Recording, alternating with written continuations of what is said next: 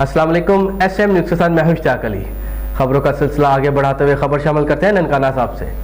वज़ीर आला पंजाब सरदार उस्मान बुज़दार की खुसूसी हिदायत पर इरादी रिकॉर्ड सेंटर ननकाना साहब में डिप्टी कमिश्नर राजा मंसूर अहमद की ज़ेर सदारत रेवेन्यू अवामी खिदमत कुली कचहरी लगाई गई। इसी हवाले से मज़ीद तफसीलात जानते हैं अपने नुमाइंदे मोहम्मद अजमल से। जी अजमल, बताइएगा क्या तफसीलात है आपके पास?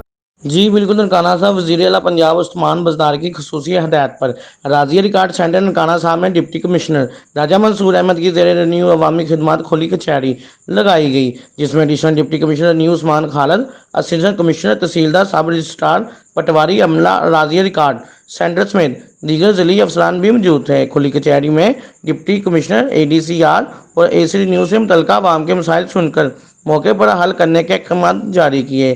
शहरियों ने न्यूज़ से मुतल्लिक़ मामला मौके पर हल होने पर हुकूमत पंजाब और ज़िली इंतज़ामिया का शुक्र अदा किया।